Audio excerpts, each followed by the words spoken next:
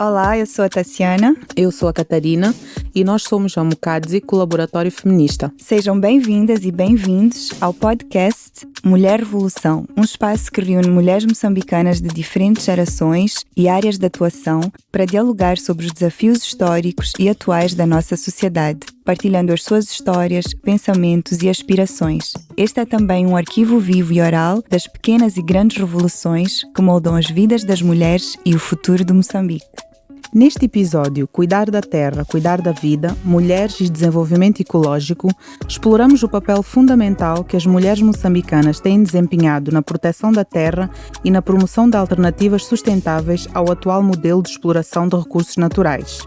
Em Moçambique, são muitas vezes as mulheres que lideram práticas de agroecologia, energias renováveis e defesa de bens comuns, mas continuam a ser as que menos acesso e poder de decisão têm sobre a terra e o ambiente. Escutamos vozes femininas que denunciam os impactos de um modelo extrativista que ameaça as comunidades e o planeta e que, ao mesmo tempo, constroem soluções concretas para um futuro mais justo e ecológico. Vamos falar da força das mulheres que estão a imaginar e a pôr em prática outros caminhos possíveis para o desenvolvimento ecológico. Para esta conversa, reunimos duas mulheres com trajetórias distintas, mas que partilham um compromisso comum: a justiça ambiental e os direitos das comunidades.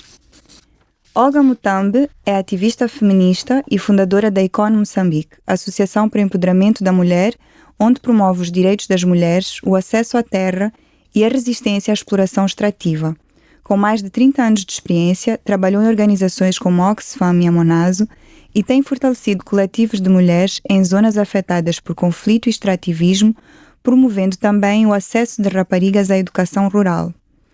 Márcia Dimajon é uma jovem empreendedora ambiental e fundadora da Antoco Organic, uma startup dedicada à valorização de resíduos orgânicos e biofertilizantes. Com formação em agronegócios e gestão de projetos, atua nas áreas de agricultura sustentável, economia circular e energias renováveis, promovendo soluções verdes e a liderança feminina no setor ambiental. Bem-vindas, Olga e Márcia. Eu ia começar por vos pedir para falarem um pouco sobre aquilo que são a Icon para a Olga e também sobre a Antoco Organics para a Márcia. Não sei quem quer começar. Bem, eu posso começar. A Icon é uma associação para o empoderamento da mulher. Passou a ser um movimento que luta contra a exploração sistémica das mulheres em áreas extrativas e de conflitos armados. E nós temos 3 áreas específicas ao nível da Icon, que é a educação popular, que engloba toda a questão dos direitos humanos, a violência baseada no género, a questão da economia feminista, cooperativismo, tudo o que é relacionado no dia a dia com as mulheres, que é o feminismo. Então damos tudo aquilo que é relacionado com o dia a dia das mulheres. E depois temos a componente prática, que é a agroecologia, onde as mulheres aprendem a produzir sem veneno, alimentação sem venenos, e também produzem todos os compostos e inseticidas naturais. E no âmbito da advocacia, nós mobilizamos as mulheres para fazer uma advocacia ao nível de base. Se estão situadas perto de uma empresa extrativa que provoca poluição do ar e poluição sonora, elas podem fazer, tem algumas que já aprenderam a fazer cartas de posicionamento ou pedir mesas redondas com as empresas e com o governo para poder exigir direitos. Então, é mais ou menos, vamos caminhando pouco a pouco, ainda não tem muita experiência, mas algumas já começaram a resistir e a dar alguma resposta a todas as violações que passam por causa do extrativismo. E Olga, a Icon ela está em todo o país ou está baseada em alguma província específica? Nós estamos na província de Maputo, porque muitos olhavam só para as grandes empresas, mas as empresas pequenas também são grandes poluidoras. Por exemplo, em Moamba tem a questão da exploração da areia, de areia de construção. Então as mulheres que estão a produzir junto ao rio em Comate, em Moamba, têm muitas dificuldades de acesso à água, porque ao explorar a areia, os caminhões tapam aqui o caudal de água que rega as machamas. Então é um grande sofrimento para as mulheres. Trabalhamos em Moamba, trabalhamos em Namaacha, por causa da exploração de pedra. Aquelas comunidades passam muito mal com a exploração de pedra. Primeiro é o dinamite que usam para arrebentar as pedras, que causa, além de partirem os vidros, também causa outras doenças. E são as poeiras que causam os caminhões que passam com aquele pó de areia tudo e causa muitas doenças pulmonares. Também estamos em Tete, a exploração de carvão. Estamos em Chibuto, onde há uma grande violação das comunidades com a exploração de areias pesadas. Em Chibuto, em Gaza, que Gaza é muito difícil fazer advocacia, é muito difícil reclamar. E lá as comunidades estão a passar muito mal, não só com a exploração da areia, mas também com a poluição que fazem nos rios ao despejarem os resíduos das areias pesadas. E estamos em Cabo Delgado, onde há a exploração de rubi, neste momento. E a Icon existe há quantos anos? Desde 2013. E começamos a trabalhar diretamente com as comunidades em 2015, 16. Obrigada, Olga. E Márcia? Muito obrigada, Tassiana e Catarina.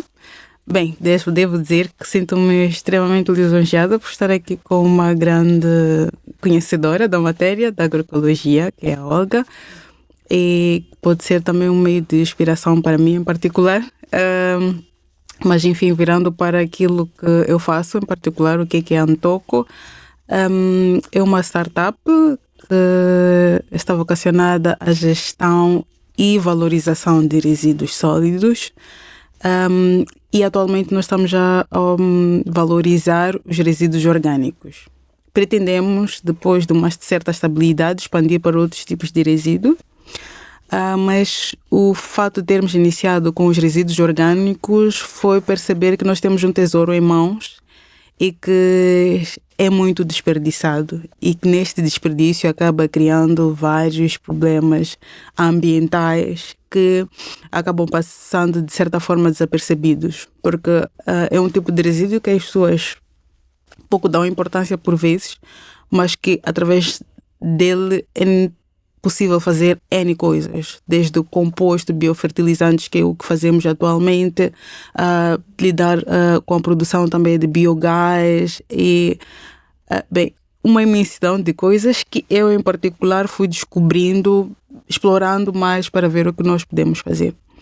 E isto é em volta da promoção da economia circular e agricultura sustentável.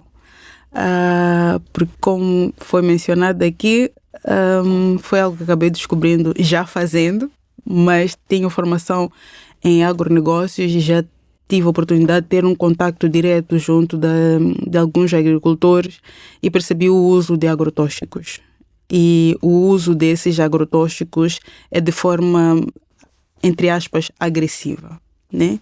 Nós temos total noção de que a orientação mesmo para a questão da produtividade, mas acabamos nos esquecendo da parte sustentável, ou seja, aquele nosso negócio pode, a dado momento, com o uso tão agressivo dos agrotóxicos, pode não ser sustentável, porque nós, de forma inconsciente, talvez, estamos a envenenar, como foi aqui dito, aquele espaço em que nós temos de produção, que a determinados anos já não teremos aquela rentabilidade. E esta rentabilidade não se cinge somente na questão de produção, mas é rentabilidade financeira também, porque tem várias famílias que são sustentadas com base nisto, agricultura, algumas familiares. Então, daí este nosso interesse com os resíduos orgânicos. E também porque temos noção de que só nós não seremos capazes de ter uma abrangência assim maior, é necessário divulgar informação acerca de práticas sustentáveis, acerca de cuidados ao meio ambiente para garantirmos esta sustentabilidade ambiental e permitir que, por vezes eu digo que nós estamos aqui e se temos acesso a alguns recursos, se temos acesso a algumas coisas atualmente, é porque alguns o fizeram no passado e nós não podemos agir de forma egoísta. Nós temos que procurar ter ações de forma a divulgar para mais jovens que estejam mais conscientes do cuidado que têm de ter com o meio ambiente, por forma que possamos garantir alguma coisa para as gerações futuras, não só em termos de conhecimento, mas principalmente algo palpável. Posso só fazer uma pergunta adicional para quem nos está a ouvir e é um pouco leigo nessa matéria? Tu podias explicar um pouco o que é a economia circular e em poucas palavras também um pouco sobre o que é concretamente uma agricultura sustentável? Sim. Bem, deixa-me trazer mesmo a terra, o que é a economia circular, que seria basicamente na racionalização dos recursos que nós temos em mão. Para deixar isto mais claro, vou mesmo colocar o exemplo dos resíduos orgânicos. Antes de termos os resíduos, nós temos o cultivo, né? Temos o cultivo, e que deste cultivo nós podemos ter legumes, vegetais, e que depois disto nós temos a colheita. Na colheita, nós já temos um aspecto, as perdas agrícolas. Já estamos aí a ter que aumentar o espectro para a questão dos resíduos orgânicos, né? E avançando dentro desta cadeia, ao fazer chegar aquele produto, os legumes e vegetais, às nossas casas, às lojas, às mercearias e por aí fora, nós lá também temos uma certa quantidade que não é vendida, né? Estamos pacientes também operante a resíduos orgânicos. E o que é feito com esses resíduos orgânicos? Maioritariamente é simplesmente jogada aos contentores de lixo, que depois desses contentores, na recolha, vão parar simplesmente às lixeiras, né? E usando destes resíduos orgânicos que nós tivemos lá no processo do cultivo, na colheita, que tivemos aqui nas prateleiras das nossas casas também, nós podemos usar isto para que voltem a reintegrar a um sistema que nós temos completo. Se forem a perceber, eu mencionei aqui ao ciclo, a uma cadeia de valor. Então, a economia circular permite-nos que este círculo seja funcional. Falamos do cultivo, falamos da colheita, falamos da comercialização, nestes setores que aqui mencionamos, capitalizando os resíduos orgânicos, introduzindo para o processo de compostagem ou de produção de biogás, que nós podemos ter composto dentro desses processos. Temos o composto orgânico biofertilizante, temos o biogás, que é uma fonte de energia, e podemos também ter os biofertilizantes. Nós já temos estes produtos como insumos em que parte desta cadeia? No cultivo, né? E também o biogás pode ser usado nas nossas casas, e também pode, em processos um pouco mais avançados, podemos ter como fonte mesmo de energia, não só para a cozinha, mas outros tipos de energia. Então, coloquei este exemplo para deixar claro que é, na verdade, um ciclo que nós permitimos que realmente seja funcional. E com a pergunta relacionada à agricultura sustentável, é o não uso de agrotóxicos, coisas que venham danificar o solo, que degradam o solo, porque é incrível. Nós podemos até buscar isto dos nossos antepassados. Eles não usavam agrotóxicos, mas eles tinham produção. De certa qualidade, e também aqui um aspecto muito interessante, que é o período de prateleira, ou seja, o tempo que nós temos daquele produto pós-colheita ainda em condições. Nós podemos fazer uma comparação com produtos que usamos agrotóxicos e produtos que usamos produtos orgânicos, e a resistência depois de colheita é muito diferente, né? Sem contar com os benefícios de saúde, por assim dizer. Obrigada, Márcia. A Márcia e a Olga trabalham ambas com esta questão da agroecologia, e nós sabemos que em Moçambique a maior parte das mulheres moçambicanas vive nas zonas rurais e vive do trabalho com a terra, tem uma relação especial com a terra, em particular dependem muito da agricultura para geração de rendimento e para o sustento das suas famílias. Como é que vocês veem esta relação das mulheres com a terra, com a gestão de recursos naturais, e o que é que vocês acham que é preciso fazer para melhorar quer o acesso, quer o poder de decisão que as mulheres têm em relação à questão da terra e também outros recursos naturais, se quiserem falar um pouco sobre isso? A ligação com a terra é algo que já vem de muitos anos, desde os nossos antepassados. Lembrar que antes as pessoas viviam à base da agricultura e uma agricultura sustentável, porque não havia venenos.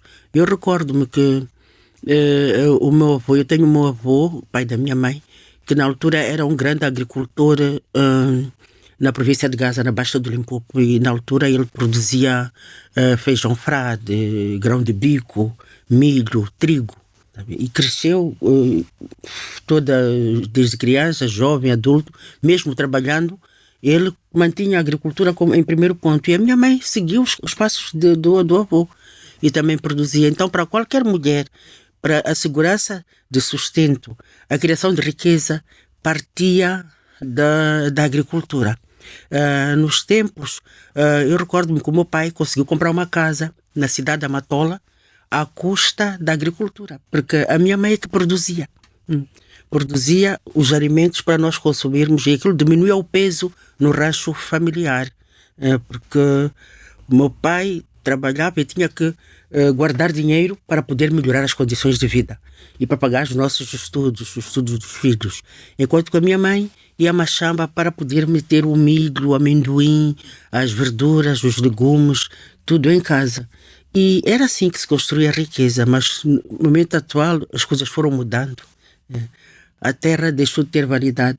Começaram a entrar as monoculturas, o agronegócio, que foi estragando, e as próprias comunidades foram perdendo as terras aráveis e começaram a ter terras poluídas.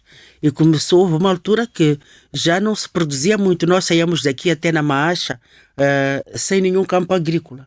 E até hoje, porque o Mafuiano, por exemplo, dependia muito do regadio que hoje não tem. E as coisas vão baixando e vão mudando e depois entrou também o extrativismo, onde as pessoas também começaram a perder terras, entrou a expansão da imobiliária com os novos bairros, as pessoas começaram a perder as suas terras, a agricultura baixou, a pobreza aumentou e o êxodo rural também aumentou. As pessoas começaram a vir para as cidades para poder procurar emprego, enquanto que antes a agricultura era um emprego. Sempre houve uma ligação forte, mas que vai se desmembrando pouco a pouco por causa do sistema. O que tem acontecido com o sistema também leva com que as pessoas percam aquele contacto, aquele gosto pela terra. Começam a perder o sentido de que produzir pode nos levar longe. Há pessoas que saem do campo e vêm para as cidades procurar emprego e deixando uma terra muito fértil. Mas que nas zonas rurais, onde há terra, onde as pessoas vivem à base da agricultura, as pessoas vão evoluindo. O caso do Niassa, para a província do Niassa, por exemplo, em que as pessoas vivem à base do feijão e da batata. O caso da Zambésia, que tem grandes mercados rurais. Mas uma boa parte das províncias não tem essa oportunidade. Então, tirando Manica, Zambésia e Niassa, a província de Cabo Delgado está em problemas sérios por causa do conflito armado. Mas nos outros sítios, nessas grandes províncias de grande agricultura, as mulheres continuam com contato muito forte e nas outras, como a província de Gaza e Inhambane, as mulheres buscam emprego na cidade de Maputo como empregadas domésticas, deixando a terra. Sabias que mesmo quando trabalham a terra, as mulheres controlam apenas cerca de 30% das parcelas agrícolas em algumas regiões de Moçambique e, em muitos casos, nem são elas que decidem o que produzir ou como usar a terra? E o que é que pode ser feito para tornar a agricultura um caminho mais viável de sustento para as mulheres, sabendo que nós temos muitas mulheres que trabalham com a agricultura? O que é preciso mudar em termos de acesso, em termos de poder de decisão que elas têm? Há alguma coisa, e talvez refletindo um pouco sobre aquilo que é a nossa lei de terra? Sim, bem, nem é só a lei de terra, mas também a lei ligada à agricultura familiar. Uhum. Nós temos leis muito bonitas. O problema é a implementação. Se a agricultura familiar fosse intersectorial, fosse uma agricultura que promove não só a agricultura familiar, mas que promove o comércio, a comercialização agrícola ao nível familiar, seria muito interessante. Uma das ideias seria, se temos agricultura, temos terra, temos agricultura e temos trabalhadoras rurais que praticam agricultura, Se temos escolas nos distritos que precisam de lanche escolar, aquela batata doce, aquela mandioca, poderia ser comprada com fundo direto de apoio às escolas. A agricultura familiar iria fornecer a educação através do fundo direto e ia oferecer os lanches escolares, que era mandioca, batata doce. Então devia haver uma triangulação entre setores para que as pessoas mantivessem-se nos seus distritos. Também a questão do equipamento. As mulheres realmente têm um trabalho muito pesado e carregam muita carga com a enxada. Agora já existe muita tecnologia, e tecnologia que até nem polui a terra. Existem uns motociclos que dão para a terra. Então, em vez de andar a comprar tratores, que muitas das vezes ficam e entregam a empresas para poder gerir tratores, a dizer que é para a agricultura a nível do distrito X, aqueles tratores acabam ficando com um dono. E é difícil que as comunidades tenham acesso àquele trator que está ali, porque sempre tem, todos os distritos dizem que tem um campo, como é que dizer, tem alguém que cuida dos equipamentos, dos equipamentos da agricultura. E o que acontece é que essa pessoa vira dono daquele equipamento agrícola e não chega a beneficiar toda a comunidade. Houve uma altura que davam as associações agrícolas de uma determinada zona. O que acontecia? O presidente da associação é que mandava no trator. Ninguém mais tinha acesso àquele trator, as pessoas não conseguiam produzir. Houve muita coisa também que desanimou a questão da agricultura familiar. O trator. Agora, as mulheres já têm vontade de produzir, mas também a enxada, não aguentam muito com a enxada. E é preciso ir para essas novas tecnologias, aquelas motinhas que cultivam, que conseguem, dão menos trabalho, menos peso à mulher. Então tudo tem a ver com a agricultura familiar. A questão das cantinas comunitárias, havia um projeto qualquer, houve vários projetos de voltar às cantinas rurais. Nunca mais aconteceu. Cantinas rurais de antes, o que era? Eu tive a experiência disso quando era pequena. O meu pai levava-me à terra da minha mãe, íamos sempre de férias, a partir dos 6 anos de idade. Nós íamos apanhar castanha de caju, campanha agrícola, para ajudar a minha avó a apanhar castanha de caju para fazer troca nas cantinas rurais, no tempo colonial. Então íamos, ajudávamos, punhamos 1 tonelada de castanha. Com 1 tonelada, minha avó já tinha alimentos, aquilo que não tinha na machamba, o açúcar, o sabão, para todo o ano. Agora não, já não acontece, não há cantinas rurais para troca, não há cantinas rurais para poder vender a castanha, vender o caroço de mafurra, já não há isso. E antes as pessoas viviam de quê? Da castanha, do caroço da mafurra, a mafurra, aquele fruto que dá muito bem para fazer o sabão, e a própria mafurra, e para fazer óleo. Então na altura trabalhava-se muito com isso, as pessoas vendiam, hoje em dia não há. Até o algodão, que também faziam troca, vendiam nas lojas, também não tem. Então, é muito difícil. Obrigada. E Márcia, talvez tenhas também aqui a acrescentar? Bem, neste aspecto que estava a Olga mencionar agora, fez-me refletir na questão de diversificação usando este acesso à tecnologia, que não parte simplesmente de usarmos aquilo que nós temos, mas, por exemplo, tendo a castanha de caju. Da castanha de caju é possível ter N derivados deste produto. Desde a casca que nós temos, que envolve a castanha de caju por si, é possível usar como um combustível, né? E talvez seja necessário aqui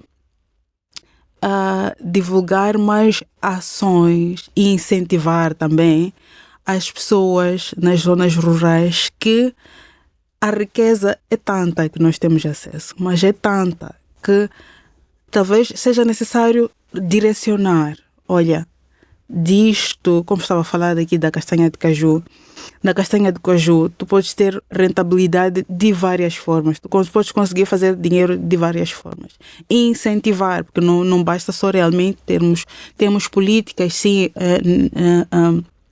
políticas existentes, mas é necessário procurar mecanismos para fazer estas políticas funcionar na sua totalidade.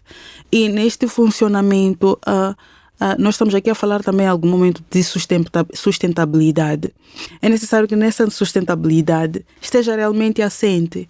E no estar assente, também estar envolvente. Que possa envolver várias camadas. Nisso, considerando a valorização do conhecimento local. Porque a população local tem conhecimento de várias coisas. Então, é necessário, se a Márcia tem uma ideia, aproximá-la a uma certa comunidade e procurar saber deles, a necessidade deles, o que é que eles precisam, como é que a ideia da Márcia e a necessidade daquela comunidade casam para que realmente isto seja funcional. Porque, senão, ainda que seja de forma inconsciente, nós realmente estaremos a incentivar para este êxodo rural. Estaremos a implementar algumas políticas, mas de forma inconsciente, a puxar a comunidade que nós queremos que esteja no rural para que a cidade possa sobreviver. Não sei se a minha visão pode ser muito extremista, não sei, eu creio que não. Mas eu acredito que se as zonas urbanas sobrevivem, é porque temos pessoas nas comunidades rurais. E é necessário procurar mecanismos para que as pessoas que estão nas comunidades rurais elas sintam firmeza, que há valorização, há um olhar que está sendo colocado para eles, porque a cidade não vive sem eles. Porque nós temos o feijão, o arroz, dentre N produtos nas nossas prateleiras, nas zonas urbanas, é porque esteve um agricultor, quer seja de forma em sistema de agricultura familiar ou comercial, mas esteve alguém nos campos a trabalhar por forma que possa dar este contributo, que tem que ser este contributo valorizado. Obrigada. Eu ia voltar só um bocadinho à questão da terra, porque nós sabemos que ainda há uma percentagem muito baixa de mulheres que têm DOAT. Apesar de serem as principais mulheres que usam a terra. Exato. E também sabemos que ainda existe uma percentagem muito baixa de mulheres que têm acesso a crédito, portanto, acesso a uma série de recursos tecnológicos que poderiam facilitar. E outro desafio que nós ouvimos muito frequentemente é a questão do escoamento depois dos produtos agrícolas. Então eu queria que vocês, olhando para estes desafios, partilhassem um pouco, talvez, na vossa experiência, o que é que vocês acham que seria importante olhar. Por exemplo, trazendo aqui o papel do governo, né? E o papel da aplicação destas leis e políticas que a gente tem, que tipo de incentivos, o que é que pode ser feito para transformar e facilitar a realidade destas mulheres que trabalham com a agricultura. Sim, uma das coisas para facilitar seria o preço justo, porque a mulher é que trabalha a terra e no final de contas quem coloca o preço é o potencial comprador. E o preço nunca compensa, porque não compensa os gastos que ela teve. Eu via muitas vezes a minha mãe reclamar que gastei tanto para poder produzir isto e o preço que me dão não vale nada. Então, as pessoas cansam-se, muita gente cansou-se de produzir, porque os preços ao fim do dia não correspondiam ao esforço, não correspondem ao esforço que a mulher camponesa faz para poder produzir. Então, esse é o número 1. Então, tinha que haver políticas claras relacionadas com o preço dos produtos. E não alguém acorda de manhã e diz que hoje quero comprar, não é que eu quero vender, eu quero comprar o tomate a 10 meticais.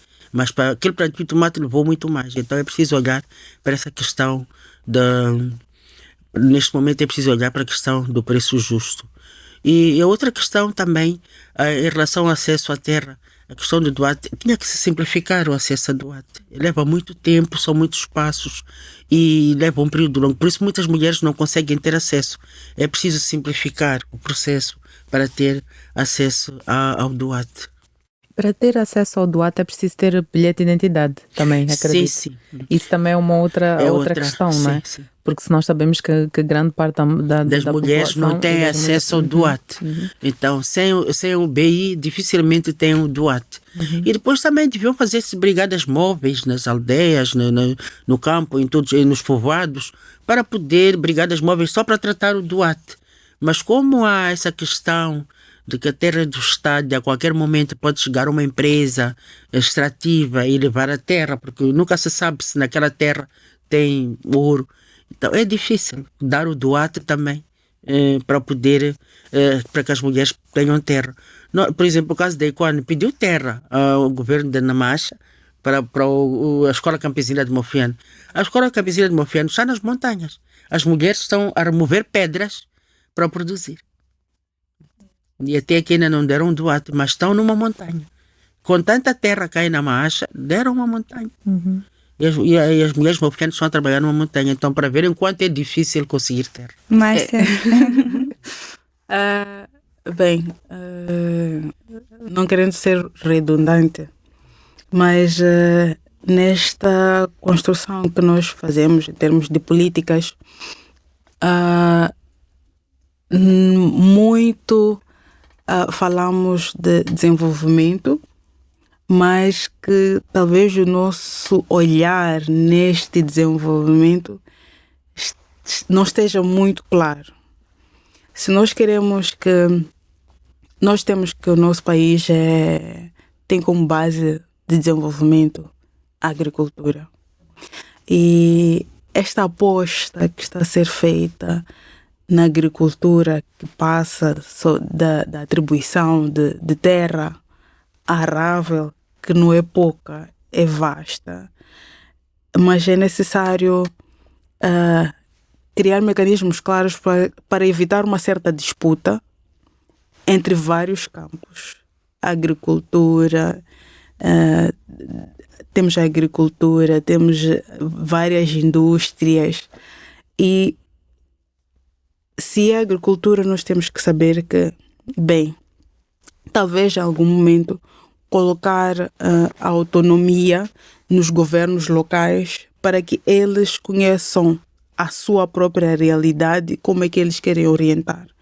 Porque digo isto e temos um espectro um pouco mais amplo, que é o nosso foco é o desenvolvimento, mas vamos procurar implementar aspectos urbanos nas zonas rurais. E por vezes nas zonas nós queremos que coisas sejam feitas por pessoas que estão nas zonas rurais, mas o nosso olhar é para as pessoas que estão nas zonas urbanas. Ou seja, não temos um modelo de desenvolvimento rural centrado nas comunidades rurais. Exatamente. E nas oportunidades que existem no contexto rural. Exatamente. Como o exemplo que a Olga aqui colocou, de talvez ter brigadas móveis nas zonas rurais, porque nós temos, por exemplo, políticas. Se formos olhar em termos percentuais, boa parte das pessoas que estão nas zonas rurais nem tem noção de muitas coisas que tende a acontecer, ou é a perspectiva do governo, quem quer que seja. Imaginemos as pessoas que estão assentes nas zonas rurais. Como é que nós vamos poder dar o nosso braço, estender o nosso braço para as pessoas que estão nas comunidades rurais, mulheres em particular, e dizer, olha, nós estamos convosco, é este suporte que nós temos e estamos com um olhar atento às iniciativas. As iniciativas são várias, né? São várias, têm sido criadas, mas é necessário realmente buscar mecanismos de alavancar essas iniciativas que estão a ser implementadas, estão a ser criadas acima de tudo. Porque acaba sendo vários aspectos que, se nós não procurarmos limar dificilmente todo o resto vai funcionar. É necessário ter um sistema e, dentro desse sistema, buscar mecanismos funcionais para que tudo seja visível. Desde aquela pessoa que nós temos na comunidade rural, que vai contribuir de forma ainda mais assente nesta questão de desenvolvimento econômico do nosso país. Sabias que em Moçambique apenas cerca de 28% das mulheres têm algum tipo de direito de uso da terra? Apesar da lei de terras garantir igualdade, na prática, a maioria das mulheres continua a aceder à terra através de familiares homens e não em seu próprio nome. Garantir o acesso das mulheres à terra é essencial para a segurança alimentar, autonomia económica e justiça social. Em relação às indústrias extrativas, talvez esta pergunta seja um pouco mais direcionada à Olga, mas Márcia, por favor, também se tiveres alguma questão a colocar, como é que a Olga vê, e porque a ICON trabalha também nesta área, a atuação das indústrias extrativas, principalmente em como isto tem afetado às comunidades e às mulheres em particular? E também o que é que precisa mudar em relação à atuação destas indústrias? As indústrias extrativas, se fossem bem planificadas, bem organizadas, seriam uma oportunidade perfeita para promover o desenvolvimento a nível dos distritos. Mas o que se passa neste momento com as indústrias extrativas é que elas funcionam como um saque. Usurpação de terras, baseada em compromissos, só prometem. Consultas comunitárias que não são consultas, são encontros informativos, onde a comunidade não tem voz. E são impostas algumas condições, como ter que abandonar a terra, porque precisam da terra para poder fazer as pesquisas. Em alguns casos, eu recordo-me quando começamos o trabalho na Manhumbir, em Cabo Delgado, o sinal que a comunidade teve é que primeiro chegaram os blindados, aqueles bulldozers, os carros, estragaram todas, precisavam daquela terra. Não avisaram talvez os líderes comunitários, porque os líderes comunitários têm um problema agora, já não informam a comunidade. Chegaram com os tratores, bulldozers, começaram a desfazer todas as machambas e casas. E o que aconteceu até foi grave, isso foi em 2013, 2014, até queimaram uma escola num povoado de Ntoro, porque estava numa zona onde era, segundo a pesquisa, era a zona que tinha mais rubi. E até escolas foram queimadas. Então, a indústria extrativa, do jeito que está sendo feito, sem nenhuma informação clara para as comunidades, sem elas saberem o que se passa, não é muito bom para Moçambique. Porque isso empobrece mais, as pessoas ficam mais vulnerabilizadas, mais empobrecidas e sem informação.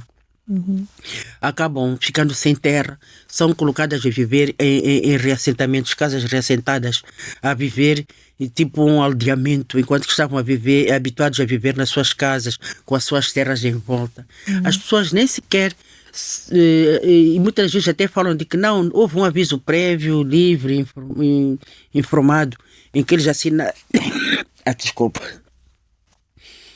assinaram o documento do consentimento livre, prévio e informado.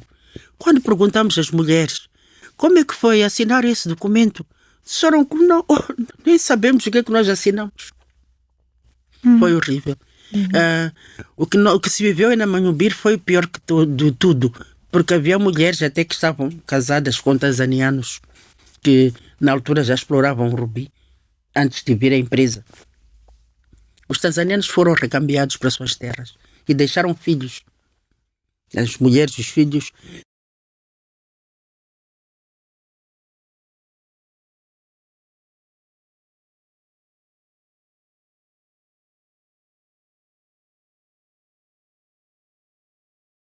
Então, às vezes é muito triste falar de como as mulheres ficam lá. E elas acabaram ficando com os filhos e os maridos vieram não sei quantos carros para poder recambiar isso, para poder dar os 33 mil hectares a Rubemine, para poder explorar o rubi durante 30, 40, não se sabe quantos anos, porque depois não há nenhum controle. Então, e tudo o que é feito sobre a indústria extrativa não tem muito controle. Há tal impunidade corporativa, como tem falado muito a justiça ambiental, e isso não traz nenhuma riqueza.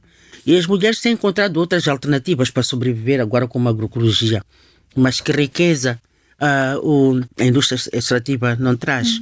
O governo devia planificar todos esses projetos, porque há uma premissa na lei que diz que qualquer projeto que entre numa comunidade, na lei de terra, tem que envolver a comunidade, mas esse envolvimento não acontece. Um dos grandes problemas também muita gente envolve os líderes comunitários. Mesmo nós, ONGs, envolvemos líderes comunitários. Mas só que há um outro problema que agora se passa nas comunidades. É que a liderança comunitária, ela também é partidária desde o nível da base. Já não existem os régulos, o regulado. Aquele regulado que era de uma forma hereditária. O regulado que nós conhecemos, porque eu cresci em regulados, meu avô era régulo. Então, na altura era hereditário. Era sempre a pessoa do mesmo apelido a seguir. Mas nos últimos tempos já não há régulo, não há, tudo é só o secretário. Quem manda, o régulo até pode existir, mas quem manda mais é o secretário. O régulo até pode existir, mas já não é segundo aquele hereditário nome. Então quem manda mais é o secretário. da aldeia. O secretário facilmente é corrompido pelas empresas extrativas e pelas ideias do governo.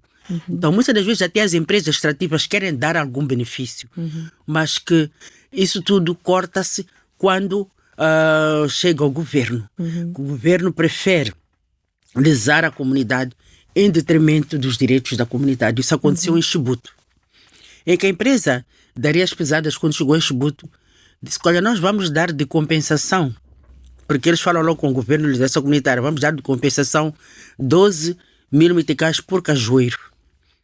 O governo, e sabem que em Gaza a potência é o cajueiro. Havia pessoas com 50, 60 cajueiros em Chibuto. O governo disse o quê? 12 mil. Deem 3.500 meticais por cajueiro. É o governo esse. E esse problema ainda está a acontecer até o momento. E até hoje as pessoas estão no centro de acolhimento e ainda não receberam a compensação. Quando quiseram ir manifestar, ir reclamar o direito à terra ou o direito a uma compensação justa, foram escorraçados com a polícia. Então, até hoje, as pessoas em Chibuto foram viver nas casas, foram para as casas resseitadas, ficaram lá um tempo. E em Gaza, como estão habituados a viver em áreas grandes, muito à vontade, muito livremente, acharam uma prisão viver dentro daquele centro. Procuraram outras terras e estão a alugar aquelas casas. É o que está a acontecer. Então, até que ponto é justo? Como é que o governo, o governo tem que pensar melhor como envolver as comunidades para poder ter uma indústria extrativa mais saudável. Teoricamente, eu não sou muito versada nesta área, mas teoricamente nós temos a lei do reassentamento que diz que deve-se fazer pelo menos 4 consultas comunitárias à população, tem que se fazer o levantamento socioeconómico de todas as pessoas que vão ser afetadas por serem reassentadas, e cada item, cada bem que a pessoa tem que ser devidamente compensado. Mas o que a gente vê na prática na prática coisa. Não, está tudo muito... As leis existem, está tudo muito bem escrito. Mas na prática não acontece. Um episódio em Namanhumbir é que para receberem... Em Namanhumbir até receberam alguma compensação. Receberam alguma compensação. O que aconteceu é que as mulheres ficaram prejudicadas porque iam receber a compensação no banco, com um cartão do banco. Perderam o dinheiro, porque tinham que entregar a alguém para ir levantar o dinheiro, e muitas perderam o dinheiro. Isso também era um pouco que eu queria perceber, é o impacto específico nas mulheres, nas zonas de indústria extrativa, não é? Porque a ICON trabalha muito especificamente com mulheres que estão nestas zonas. Eu estou aqui a pensar, por exemplo, na questão da percentagem que supostamente deveria ir para os distritos que advêm da exploração de recursos. Existe uma percentagem específica também definida nas nossas leis, mas que muitas vezes não chega até os distritos, ou quando chega, a minha pergunta seria: será que as mulheres estão envolvidas nestes comitês de gestão dos recursos naturais? Até que ponto é que têm poder de tomada de decisão e têm uma voz ativa? Qual é a experiência que a ICON tem com isso? As mulheres até estão envolvidas. Estar envolvidas, as mulheres até participam nos conselhos consultivos, participam nos comitês de recursos naturais. Estão envolvidas, mas não têm voz. Quem lidera são os homens. Quem é o primeiro a ter informação são os homens. Quem gera o valor dos 2,75%, agora é 10%. Continua a 2,75%, porque é 7,5% para a localidade ou para o distrito, e é 2,75% para a comunidade. Mas quem continua a gerir é o próprio governo. Foi há pouco tempo, uma das mulheres disse: olha, na nossa comunidade disseram que iam construir mercados. Iam construir um mercado. Mas só que havia a comunidade Maconde e a comunidade Macua. Foi num povoado em Nhanhupo, em Namanhumbir. E construíram 2 mercados com o dinheiro. Será que... Eu até perguntei, mas o mercado era a prioridade das mulheres? Não era. Porque aquilo que é construído com os 2,75 nunca é aquilo que é a prioridade das mulheres. E depois também há uma confusão entre 2,75 e também projetos de responsabilidade social. Porque a empresa também tem que ter projetos de responsabilidade social. E nem todas as comunidades têm esse acesso. Algumas pessoas mais influentes conseguem alguma coisa das empresas como responsabilidade social, mas é muito difícil ter um projeto de responsabilidade social para as empresas. Então, ainda há muito trabalho nesse aspecto dos 2,75. Por exemplo, eu ia dar um exemplo agora de Chibuto. Se houvesse responsabilidade social das empresas, já estão a aparecer, por exemplo, aí quando tem um coletivo de mulheres que pratica agroecologia, elas estão muito bem organizadas. Tem uma área onde dividiram canteiros para elas, né? Cada uma com seus 3, 4 canteiros. Tem uma área que é coletiva, em que produzem juntas e já começaram as vendas. Elas querem muito mais coisas, querem pôr a criação de frangos. Se aquela empresa funcionasse, e se o distrito funcionasse, não iam ter apoio com os tais 2,75. Isso não acontece. Eles nem sequer vão junto daquilo que está a acontecer no distrito para ver se as mulheres estão unidas, tanto para trabalhar de forma coletiva, tem esta cooperativa. Não há isso. Então as mulheres não têm acesso. Elas participar, não vou dizer que não, porque estão em todos. Estão lá, mas não têm voz. E não são consultadas também sobre aquilo que são as suas prioridades, os seus desejos. Outra coisa também são os estudos ambientais. Porque não são claros, não são credíveis. Os estudos ambientais não são credíveis. E não há aquele relatório. Na lei diz que de tanto em tanto tempo tem que mandar um relatório sobre o estudo sobre o ambiente, né? Mas também esse relatório não é não é credível. Sobre o impacto ambiental. Sobre o impacto ambiental. E nunca ninguém fala. Se formos a perguntar onde estão os relatórios, por exemplo, em TET, como é que estão esses relatórios do impacto ambiental? Sabias que as mulheres são a principal força de trabalho agrícola em Moçambique?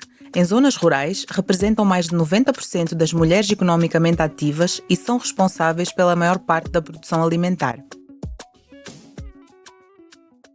Talvez vocês estiveram aqui a falar de um pouco dos diferentes desafios e trouxeram também algumas propostas do que é que acham que precisa mudar. E já há algumas alternativas que estão a ser construídas por mulheres em particular para defender o ambiente, para defender os seus direitos, a agroecologia sendo uma delas, mas também há mulheres envolvidas nas energias renováveis. Vocês poderiam falar um pouco mais destas alternativas que as mulheres estão a construir, alternativas mais ecológicas para o desenvolvimento?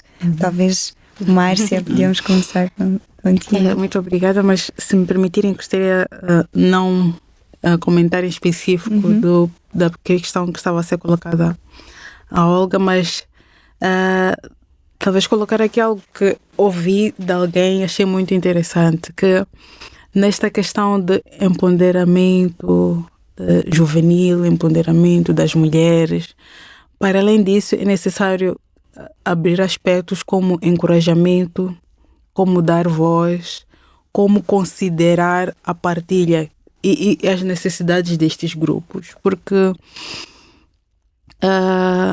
as iniciativas que são criadas em particular, daquilo que tenho visto, faço parte de uma comunidade de jovens que tem desenvolvido ações não só no ramo climático, mas a nível isto de Moçambique, e dá para experimentar e sentir o potencial que nós temos cá.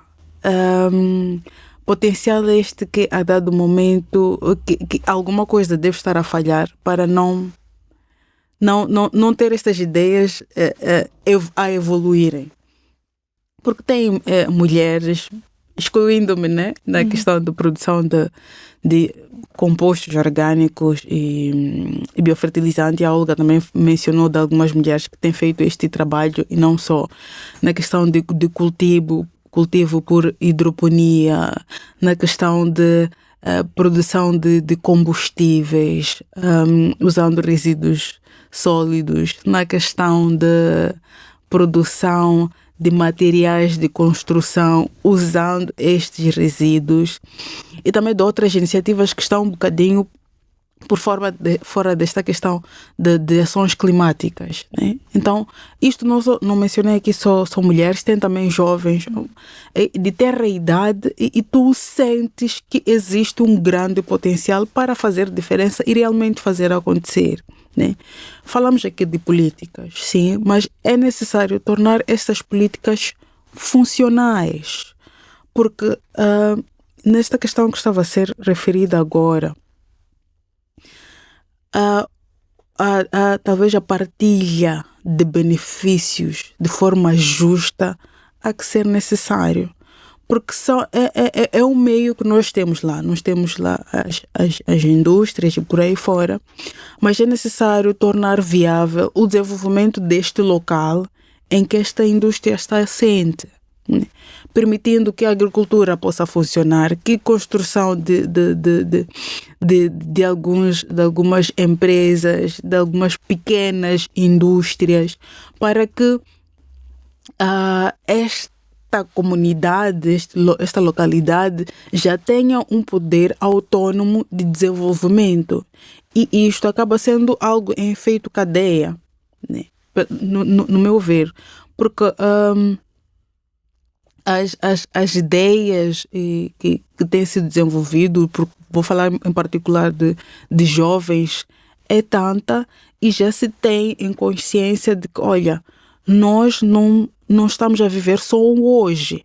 Existe um amanhã que nós estaremos aqui, e é necessário salvaguardar este amanhã, porque se nós que estamos cá hoje nos distraímos, o que será deste amanhã? Daí que talvez acaba surgindo algumas revoluções, entre aspas, algum descontentamento que, ao expressar, acaba não vindo a ajudar, mas que pela frustração que esta pessoa carrega, por estar a tentar gritar e neste grito não está a ser ouvido, né? Da necessidade particular que a pessoa tem, mas que o impacto é para toda a sociedade. E o que estaria a faltar para essa... Ou o que está a falhar para conseguirmos captar esse potencial, seja dos jovens, seja das mulheres que estão já a desenvolver estas alternativas e a trazer inovações mais ecológicas e formas mais sustentáveis de pensar o uso de recursos? O que está a falhar ou o que é preciso ser transformado aí? Bem, eu acho que colocar aqui uma resposta virada numa só vertente seria difícil, porque o espectro é amplo. Vamos colocar aqui a questão de incentivo a pequenos negócios. É necessário que o ambiente em si esteja preparado. É importante, sim, disponibilizar fundos. Olha, Márcia, tu tens uma ideia de negócio muito bom. Tens uma boa ideia de negócio, perdão, podes implementar. Mas é necessário, nesta implementação, termos o acompanhamento desta implementação. Porque aí podemos verificar que existem aspectos que não estão preparados para receber este negócio que nós achamos brilhante, né? Porque pelas políticas empresariais que temos, a dado momento não deixam com que aquela ideia que foi aqui exposta não tem espaço para alavancar, para escalar. Então é necessário buscar mecanismos e trabalhar não de forma isolada, porque sinto muito em particular, virando isto mesmo para a componente agroecológica, sinto que nós, por vezes, temos vontade de desenvolver a cadeia ou desenvolver o negócio, mas não olhamos para toda a cadeia em si. Vamos olhar simplesmente para a questão de produção. Mas esta produção, para render, tem que chegar ao mercado. E como é que nós permitimos que este caminho aconteça para que esta produção que nós estamos a incentivar realmente venha a gerar algum lucro para permitir a sobrevivência desta comunidade? Então, não é algo assim linear, mas um espectro que nós temos que procurar abrir ainda mais e verificar de forma conjunta, criar sinergias e fazer com que estas sinergias realmente funcionem. Para mim, eu acho que a produção ecológica é muito importante, porque é semear saúde, é semear vida. Mas, contudo, falta muita coisa. Primeiro, a certificação. Os mercados não estão todos abertos, até estão, mas não são abertos aos preços que as mulheres possam. As mulheres tentam vender, mas vendem ao mesmo preço do que o produto com veneno. Então tem que ser muito maior o preço por causa do tempo que leva, tudo isso, e por causa de todas as condições que são feitas para que aquela cultura sem veneno ela vá até aos supermercados, aos mercados. Então não tem também certificação, como eu estava a dizer, não há certificação, é preciso muito trabalho de certificação. Fala-se que a agricultura até tem pessoas que fazem a certificação, mas é muito cara. Então nós podemos falar da agroecologia, mas sem essa certificação ainda não é considerado. Existe uma companheira da ICONE que já faz agroecologia há muito tempo, é Mafuiane, que é a Marisa, não sei se conhece a Marisa Cludes, mas que a certificação dela é feita através de Suazilândia. E ela é que ajudou muito as mulheres de Mafuiane a ter todas essas alternativas, como o processamento de alimentos. Ela produz até cogumelos, tudo isso. Nós ainda não começamos a produzir, mas tem a produção. Uma das alternativas é a produção de cogumelos, é o plantio de fruteiras nativas, é a produção de fogões de popa a lenha. Tudo isso aí, quando está a trabalhar, começou a trabalhar com mulheres, panelas de barro. Estamos a trabalhar com tudo isso como alternativa.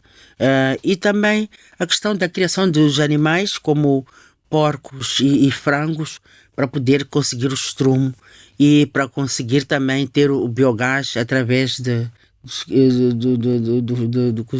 excremento dos porcos, com a criação de porco. Então são essas alternativas que temos nisto, que as mulheres têm nas áreas extrativas, para poder superar aquilo que são as dinâmicas do extrativismo. Porque elas até fazem advocacia. Fizemos tantas cartas de fuzilamento, tantas campanhas, mas nada acontece. E se as mulheres não fazem nada, nada avança, a vida para. Então elas olharam como alternativa a fazer outra coisa para superar todas essas dinâmicas. Mas há casos muito engraçados, por exemplo, que em Namanhumbir, uma das coisas que a Rubemani faz, ele até pode dar sementes de hortícolas à comunidade como responsabilidade social, mas dá a cada família 2 sacos de adubo. E as mulheres que trabalham com a ICONE do coletivo, elas dizem que não aceitam adubo. Eu disse, então façam advocacia a dizer para não darem mais adubo às famílias. Sim. Então estamos nessa. Eu acho que em forma de fechar esta nossa conversa que tem sido tão inspiradora, e pensando num desenvolvimento mais ecológico, num futuro com um desenvolvimento mais ecológico, que pequenas e grandes revoluções é que são necessárias, que podem e devem ser feitas para que tal aconteça? Bem, não sei se poderia dar um pontapé de saída. Existem pequenas ações, mas também que podem, no fim do dia, contribuir de forma grande, né? Desde a promoção da economia circular, desde a valorização de iniciativas juvenis de mulheres, desde a questão da aposta na agricultura sustentável. Está provado que tem um mercado particular e está em fase emergente cá no nosso país, porque parecendo que não, Moçambique ainda tem uma vantagem em volta desta questão de mudanças climáticas, que é nós não contribuímos ainda de forma tão massiva na questão de poluição. Mas a oportunidade que nós temos aqui é ter um crescimento consciente e neste crescimento que seja sustentável. E buscando incentivar essas propostas que nos são colocadas e promoção desde a promoção de educação ambiental, e que esta educação seja desde a base até o topo, não desconsiderando nenhuma fase, porque na verdade o que é sustentabilidade? Sustentabilidade começa comigo, não é com o outro, e nós temos por vezes esta perspectiva de que não, eu tenho de esperar a Olga dar o primeiro passo e depois eu sigo por trás. Mas eu, Márcia, posso já dar os meus passos. E que estas pequenas ações, em pequena escala, se podemos assim considerar, contribuem num espectro ainda maior. E que esse espectro maior podemos explorar outros mercados, como o mercado de carbono, como alguns projetos de grande amplitude, e que nós podemos trazer isto para o mundo e com isto captar mais atenção e talvez incentivos para que nós realmente possamos desenvolver de forma ainda mais consciente e sustentável. Sim, para mim, eu penso que a revolução é isso, é preciso muito diálogo, esse diálogo intergeracional, é preciso diálogo com as experiências que já tivemos. Não sei se recordam que a União Geral das Cooperativas foi grande produtora de produtos agrícolas e de criação de animais e que fornecia para toda a cidade e até para as províncias. Então precisamos de buscar essas experiências, saber como é que fizeram, que é para hoje continuarmos com essa revolução verde. Porque houve alguma coisa que travou naquele momento, mas precisamos saber como é que elas começaram, como é que a União Geral das Cooperativas começou, porque foi um momento em que Moçambique realmente foi sustentado pela iniciativa da União Geral das Cooperativas. Mas também precisamos de usar essas alternativas, como esteve a falar a Márcia, de gases de carbono, porque fala-se muito nisso agora, que é plantio de árvores, fazer florestas, isso é muito interessante. Por exemplo, para zonas como... Porque já não há árvores. Antes saías de Maputo a Gaza, estava cheio de florestas. É muito difícil. Então, esse plantio, produzir florestas. Então, seria também uma... E também mobilizar para essa alimentação sem veneno. E uma das coisas seria reduzir, talvez, as importações da África do Sul. Porque o produto sul-africano é muito venenoso. Então... cebola, todos esses legumes. Então, reduzir um pouco e fazer qualquer coisa para que não haja tanta importação de produtos da África do Sul para as pessoas cá começarem a produzir. E de forma sem veneno. Muito obrigada, Olga e Márcia, por esta conversa. Acho que terminamos por aqui. Muito obrigada. Obrigada. Acompanhe agora esta história de vida revolucionária. Eu sou a Olga Mutambe, eu apresento-me como mulher feminista, que adora o campo, né? Uma pessoa que adora o campo.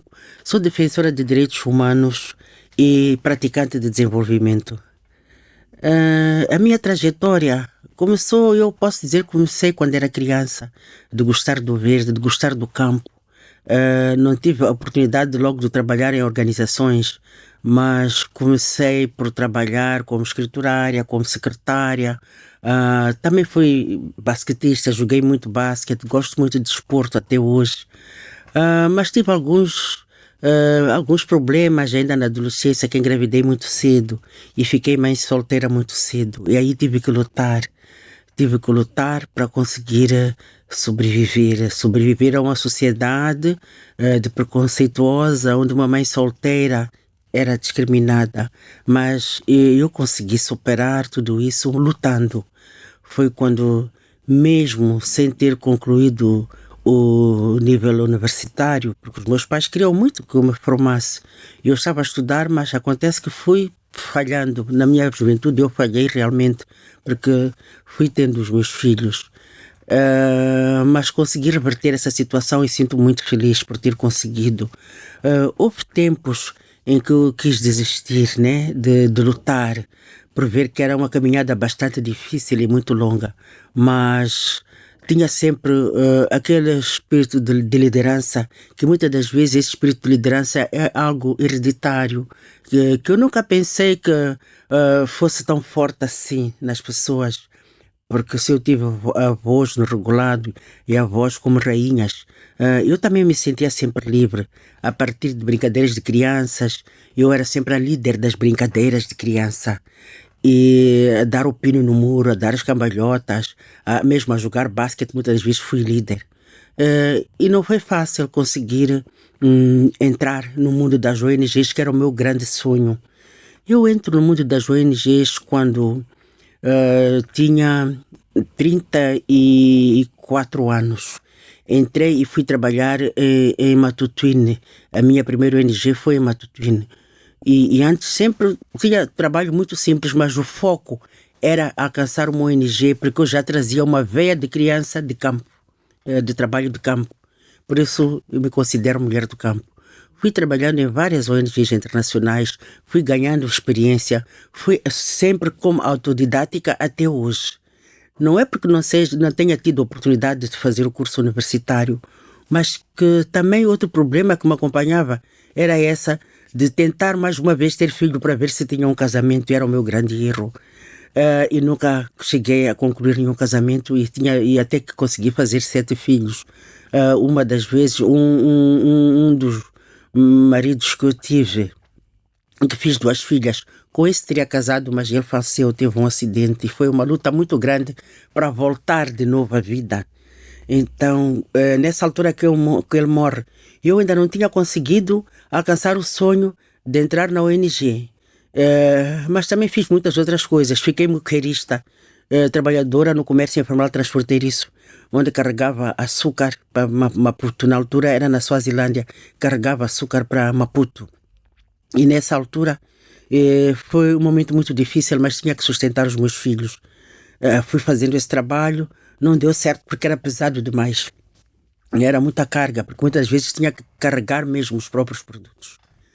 Então, continuei lutando, entro para a DPP como professora, e nessa altura é que consigo já forar para as ONGs internacionais.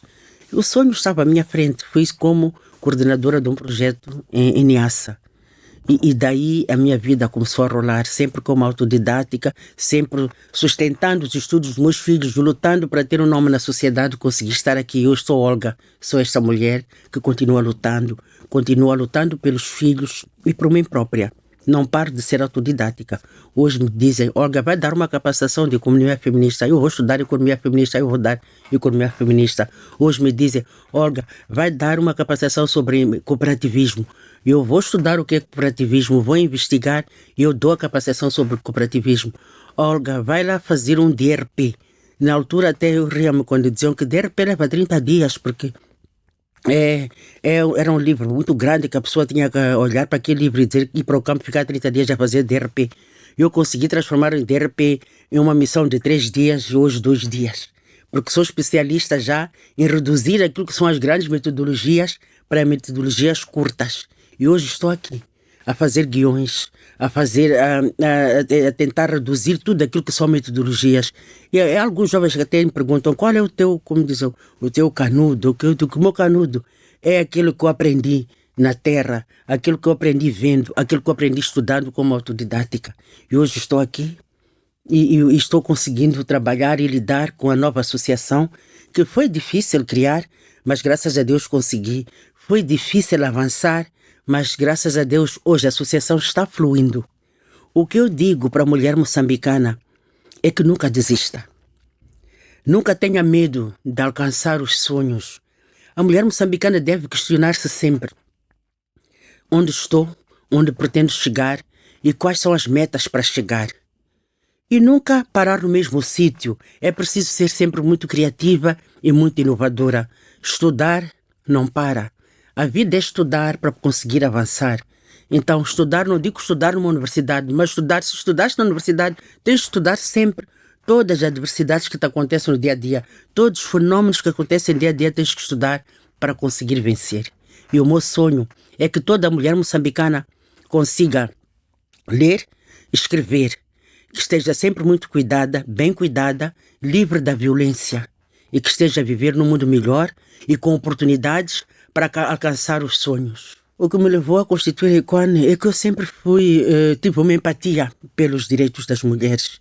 Sempre lutei, estive do lado das mulheres que tinham sempre, que apresentavam problemas de violência. Então o que me levou foi também todos os problemas e todo o tipo das violências que se apresentavam em Moçambique.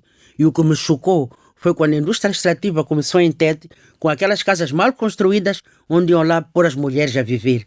Daí veio toda a minha força e eu disse, não, vou criar, com um grupo de amigas e amigos, vamos criar uma associação para lutar contra todos esses males, de usurparem-nos as terras e ainda levarem os nossos recursos e nos darem casas onde nem sequer nós podemos dormir mais de 30 noites.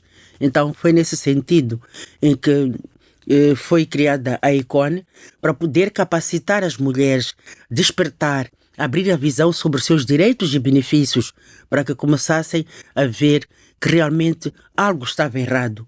Porque muitas até no início diziam de que não, basta nos darem uma compensação, está tudo bem.